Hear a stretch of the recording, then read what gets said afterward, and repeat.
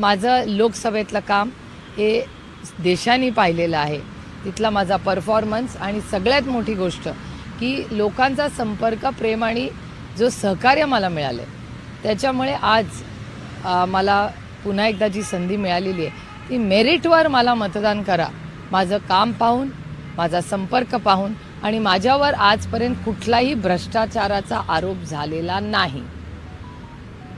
मेरिटवरती मतदान करा, पण मागच्या 2 निवडणुकीत जे लीड होतं ते यावेळेस कायम राहील का तसं?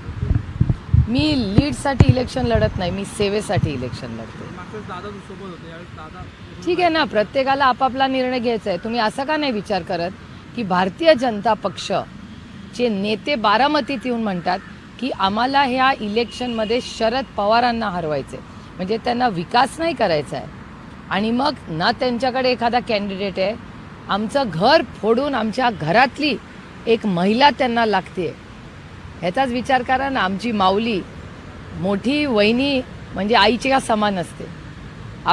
माझ्यावर जे संस्कार झालेले आहेत त्याच्यात आपल्या मोठ्या भावाची बायको म्हणजे ही आपल्या आई समान असते. त्याच्यामुळे आमच्या आईला त्यांनी इलेक्शनमध्ये भारतीय जनता पक्षांना उतरावं लागतंय. विचार करा ना या सगळ्याचा. असा का नाही तुम्ही कधी विचार करत?